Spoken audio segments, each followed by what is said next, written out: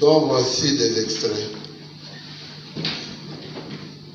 Examinant le fond de la requête, la Cour constate que la décision attaquée a été prise par le bureau de l'Assemblée provinciale en vertu de l'article 95 alinéa 6 du règlement intérieur de l'Assemblée, de cette Assemblée provinciale. Le réquisitoire du procureur général étant arrivé pendant que le Parlement provincial était en congé. Elle note que, en temps ordinaire, les premiers alinéas de l'article 95 susmentionné prévoit que l'autorisation des poursuites prévues à l'article 94 du règlement intérieur est de la compétence de la plénière, qui statue sur les rapports d'une commission ad hoc créée par le bureau de l'Assemblée. Le règlement fixe la procédure telle que la commission entend le député dont la levée de l'immunité est sollicitée et que, lors des débats, les personnes qui doivent prendre la parole en plénière sont, entre autres, le procureur général et le député mis en cause. Dans ces conditions, la Cour estime que la Cour juge que la compétence attribuée au bureau lors des vacances parlementaires est une exception à la règle dans la mesure où il ne serait pas possible de constituer une commission et de convoquer une assemblée plénière afin de respecter la procédure si haut décrite. En effet,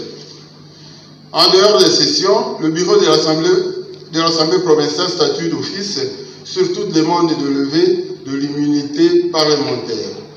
Pour le demandeur en inconstitutionnalité, le bureau de l'Assemblée provinciale a violé l'article 19 de la Constitution en ne l'entendant pas, avant de prendre la décision autorisant les poursuites contre lui.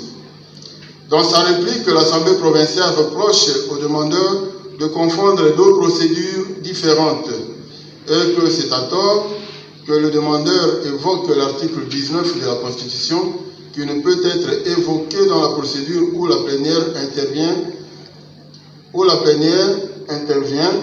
le bureau devant statuer d'office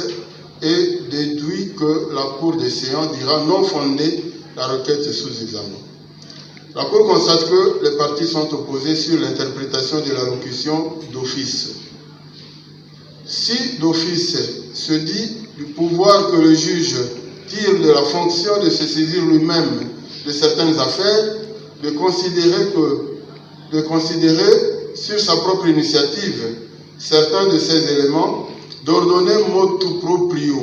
une mesure légalement inadmissible, la Cour estime que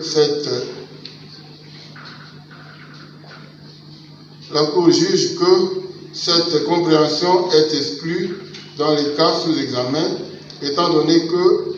la plénière et le bureau ne peuvent initier une procédure de levée d'immunité motu proprio, étant donné que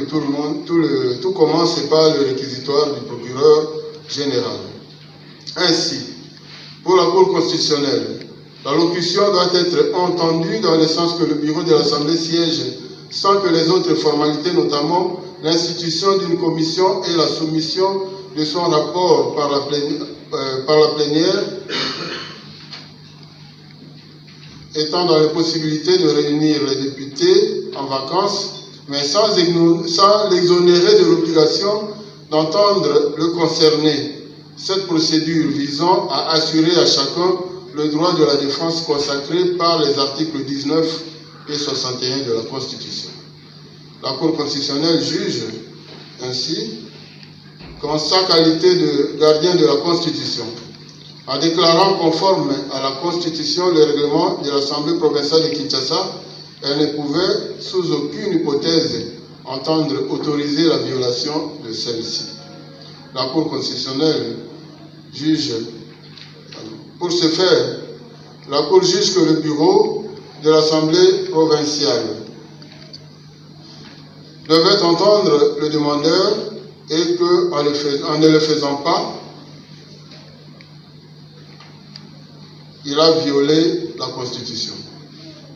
En effet, le droit de la défense du demandeur a été violé par le bureau de l'Assemblée provinciale qui prétend sans raison que cette procédure de l'article 19 de la Constitution n'est pas applicable violant autant l'article 60 de la Constitution qui impose le respect des droits de l'homme et des libertés fondamentales consacrées dans la Constitution au pouvoir public et à toute personne, ainsi que l'article 61 qui exclut toute dérogation aux droits de la défense en ce qu'il dispose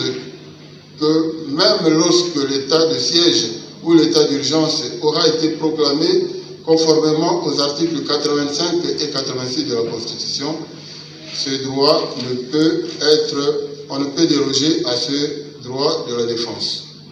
Il s'ensuit que la décision attaquée a été prise en violation de la Constitution, notamment ses articles 19, alinéa 3, 60 et 61.5, et qu'elle est nulle et de nul effet. La procédure étant gratuite, au terme de l'article 96, alinéa 2 de la Constitution, et plutôt de la loi organique numéro 13/026 du 15 octobre 2013 portant organisation et fonctionnement de la Cour constitutionnelle, la Cour dira qu'il n'y aura pas lieu à paiement de frais d'instance. C'est pourquoi,